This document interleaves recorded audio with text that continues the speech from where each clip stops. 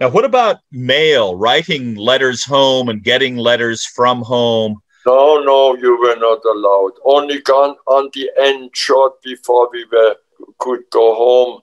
We could write 15 words, including the address. My parents moved to another town. They wrote me a letter, a small letter, a few words, and I wrote a few words home. So that's the only time you were allowed to write or receive? Nothing. Now, what kind of things could you get on the black market? What kind of things? I mean, from what I read in your book, you said everything was black market. The clover was black market. I mean, people were constantly doing black market. Can you tell us a little more about that? What kind of things people? We never saw that because we lived in a camp. But we knew all the wild clover hay, the hay we made, went to the top officer, he sold it on the black market. So corruption like crazy, The podpokomnik in town of Duman, and in Russia, people in town had, if they were lucky and had a place, one cow. If you had 2 cows, you were a capitalist. You came in a punishing camp. Oh, yeah. 2 cows you cannot have. Now here I have a friend, he has 350 cows. There with 2 cows you were a criminal, capitalist. And from the 1 cow you had to take the cream down until the blue water was left. And the cream you have to give to the KGB guy, long arm, He took all the cream and fed his friends. And imagine, you have to feed the cow, you have to carry water. And then you have only water left, and all the cream goes to the government. Wow, it's unbelievable. You cannot believe a thing like this. And that is the Soviet Union, the Arbeiterpartei. That is the government of workers and land workers, Peasants and workers, yes. Of the other things that you remember about life as a prisoner, did you make friends that you were able to stay in touch with after the war, or did those people disappear, die? What happened? No. The after-war life was so difficult. I wrote 2 letters. I wrote a letter to somebody in a village near Heidelberg, and it reached the woman. I told her he died in a hospital in Nizhny Novgorod, and he was liked there by other prisoners because they were on his bed, and he must have been a wonderful man, and I wrote her this. So he died, and I said to her, it was the best thing that could happen, because 4.5 years Siberia were worse, and most likely he had a good chance to die there too, under worse circumstances. Now he was in a hospital. He could die in a hospital. It was beautiful. And she sent me a letter back and a package with socks. She was knitting socks for him. I looked at the socks and I started to cry, and I threw the socks away because it's just too horrible, it's just too sad, the whole thing was too sad, When you were coming home on the train from the Soviet Union back to Germany, there's a story where on the train, everybody was very thirsty, and the only way, there was no water. So apparently there was a toilet hole cut in the bottom of the train, and you had to go down and scoop some snow up through the toilet hole. Do you remember that story? That was not on the way home. That was the way to Siberia. Oh, okay. Okay. Can you tell us that story? Yeah, well, that was a horrible, horrible time. It was cold. There was a little stove in there, but no wood. So it was in the middle of the winter. Russia, no heating in the cattle car. Only, the body warmth of the guys, 60 guys, but you have to sleep. Well, it's very hard. We had no blankets, we had nothing. We had no water. From the Volga River to the Ural Mountains, we had no water. In the Ural Mountains, there was a toilet hole cut in the floor of blankets, you know, of this cattle car. So you could look down. I was sitting here on the door on my haunches, and here was the toilet hole. And when the train rolled, the pressure of the air came in. Mm-hmm. So it was cold. So there were some boards in this train. We put 2 boards over it, so it was not outright cold. And then I thought, you know, there is so much fresh snow underneath. I wish I had that snow. So I had an American 500-gram can. You kept the Russians alive. If you didn't send food to the Russians, they would all die on starvation. Oh, sure, yeah. We would die with them. And there was a little wire around. I had no belt, I had only a piece of cord. And I put the cord out, and I put it through the toilet hole, and I fished some snow up. When I came up with the white snow, the guys attacked me. They all wanted to have the snow. And I said, no, it's not going like this. I start in the back there and in the back there, so everybody gets some snow. So I fished snow, and I go to the next guy.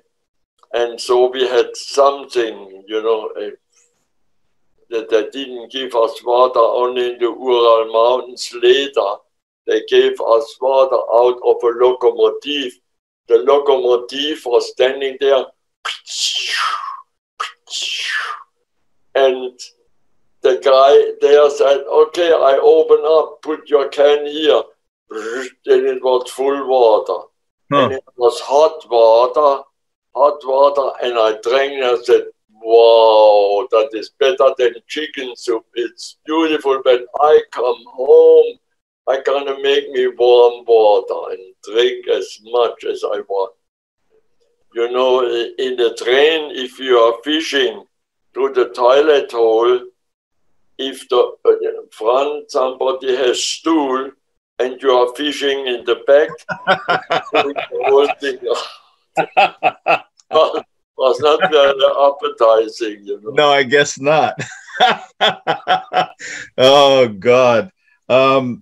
There's another story. I think you're in a camp somewhere. You're going out to use the toilet, but you're worried about getting stuck, frozen. Your rear end, you know, your ass stuck, frozen on the toilet seat. Well, I had dysentery. Now I had to go out, and it was -40, -50. Oh, God. And there was a barrel standing in front of the door on a wooden sidewalk.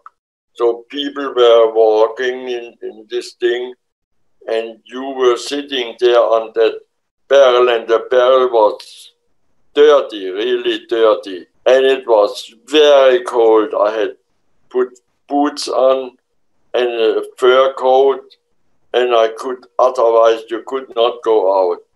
And inside I had only cotton pants on under my blanket where I was lying down. I couldn't walk at this time. Now I had to go out to this barrel. I couldn't walk to the latrine. The latrine was 20 yards away. I couldn't walk there. They put a barrel there, and I went out and sit on the barrel. That was the lowest point, and I didn't make it to the barrel. The stuff came out and went in my pants. Now I was sitting there on that barrel, my pants not dry anymore.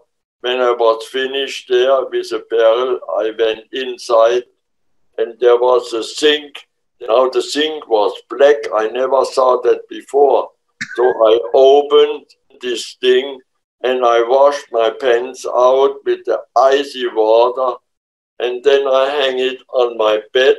That was the deepest point, I believe. And then came a Russian doctor, a woman doctor. She came to see who is healthy enough to walk. And she called me down. And I was sitting here and I was naked. And I was only brown skin and wrinkles. I was nothing on me anymore. And she said, "A Stopperlied, what is your sickness?" I said, in Russian, "I am not sick. I need more food." And she was sitting there nodding and her tears were running down. That was the Russian officer, you know. This woman was crying in front of me, you know, but she forced a smile at least. Yeah. Oh, I know later after the war, when you were in Germany after the war, you made furniture. You were a cabinet maker. You made furniture.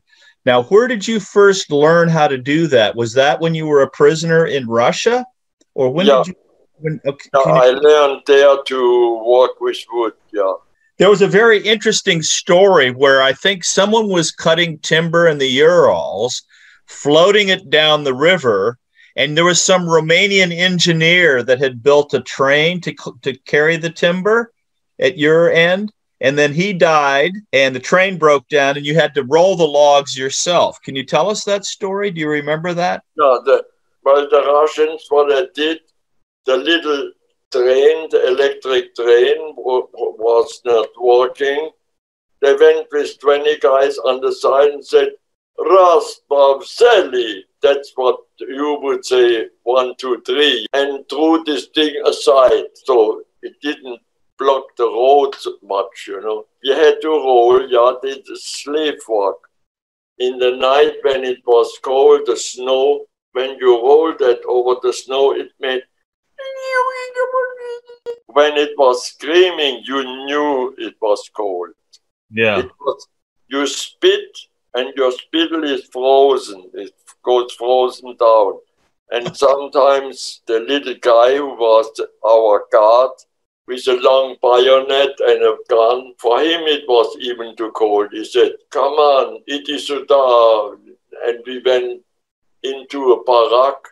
There was no heating in, but at least it was not that cold, and all the people in there, they warmed the barack a little bit up. Mm-hmm. And then I said, you have to look at the face if it's frozen. If it's frozen, it gets white like a newspaper, and you have to rub it. So we had to rub it, and we went out and rolled all night, 8 hours. That was, these 8 hours, it was like a year. I mean, it never ended, these 8 hours, you know. Did anybody get injured or killed doing that? I mean, it must be very dangerous work, no? No. You have a story about alcohol. How did you guys ever get a hold of alcohol? Was it vodka, or what kind of alcohol would you get? They brought us with a boat over to Tumen. There was a harbor, and they had barrels with liquid, and the liquid was alcohol. And a guy who knows me good, who had a bad stomach, he said, "Oh, Herbert, we found alcohol. Take your spoon and drink a little bit." And I had tried 1 drop, only 1 drop. Oh, well, that was 100%. It burned my thing. And that was methyl alcohol. Oh. That's made from wood that's poisonous. Yeah, it can blind you, yes. Yeah. And so they drank spoon after spoon, and they died the day after. And when we came home in the camp, the nurse, Lisa, she said, "Everybody out here, stand here in line and make."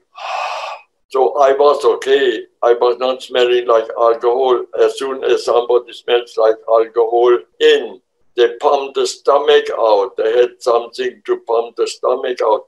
Many people died there.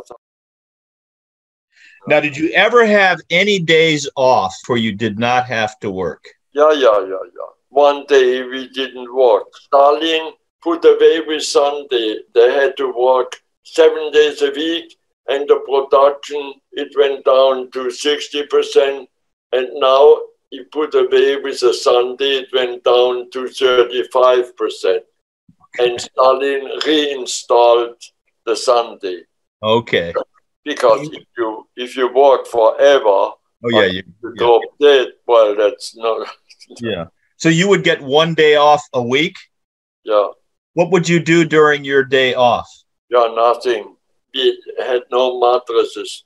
We had bags filled with straw, and if you sleep 10 days on it, the straw dries out and crumbles to flour. Your body is resting on boards. And in some camps, they didn't have boards. They put sticks of birch in.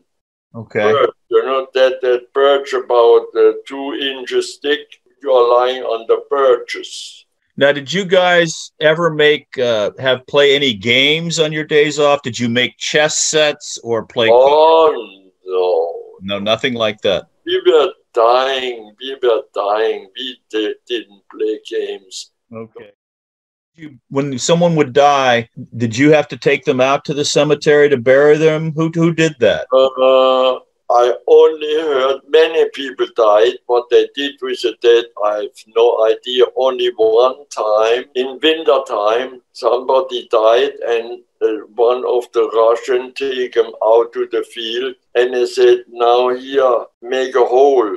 It was so hard frozen, they couldn't get in. They made a shorter hole, and they hacked the legs off and put them in and buried them. And he was horrified, from this experience. He had to hack with his shovel the legs off. He couldn't digest that here, right? But otherwise, I never found a graveyard or anything. Nothing. So there's no markers or nothing. No. Did they tend to be mass graves? Would they put one person per hole, or would they put a big hole and a lot of people in one? I have no idea where they buried the people. In the German military, they had what we call in the American military dog tags. They were you would have a metal ID tag. Yeah. Did you keep that when you were a prisoner, or did they take that from you? I think they take that from me. Okay. Because I don't remember that. But you did not have a prisoner, you did not have a Russian prisoner number that you had? No. No. They didn't bother with that?